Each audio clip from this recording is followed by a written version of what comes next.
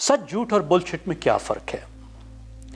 ये मौजू पाकिस्तान की मौजूदा सियासत को समझने के लिए बहुत अहम है, मौजूदा बैनुल-अक़वामी सियासत को समझने के लिए भी बहुत अहम है और सियासी इब्लाग को समझने के लिए भी बहुत अहम है। इस मौजू पर बहस का आगाज़ किया प्रोफेसर हैरी गॉर्डन फ्रैंकफर्ट ने, जो प्रिंसटन यूनिवर्सिटी में फ़लसफ़े के प्रोफेसर एमेरिटस हैं।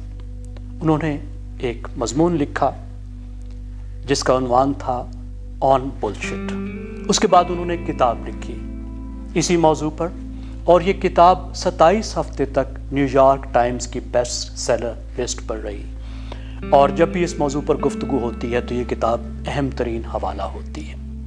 इस मौजू को समझने के लिए हम कुछ सवालात उठा लेते हैं।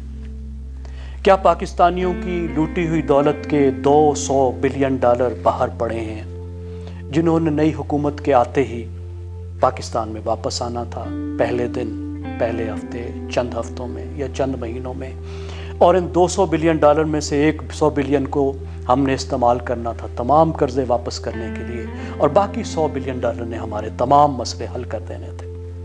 क्या शरीफों ने 300 अरब रुपए छुपाए हुए हैं जो जल्दी वापस आ जाएंगे? क्या कसूर की बच्ची ज़ैनब के कत्ल में वफाकी वज़ीर मुलव्वस था?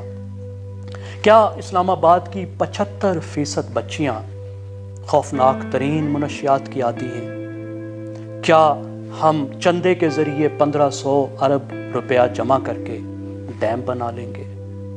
क्या चंद दिनों में नौकरियों की बारिश होने वाली है और रेडियो वाले आज खुद जाकर FBR में अपने टैक्स जमा कराने शुरू करेंगे? ये बातें सच हैं या झूठ हैं?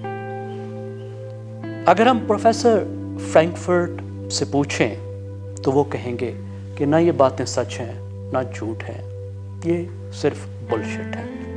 प्रोफेसर फ्रैंकफर्ट झूठे और बुलशिटर में तफरीक करते हैं। वो कहते हैं कि झूठे को मालूम होता है कि सच क्या है और वो सच को छुपाने की कोशिश करता है। झूठा झूठ को छुपाता है लेकिन उसे पता होता है कि सच क्या है। झूठ जानबूझकर बोला जाता है, लेकिन बुलशिटर को पता ही नहीं होता कि सच क्या है, या वो इस बात को अहमियत ही नहीं देता कि कोई बात सच है या झूठ है।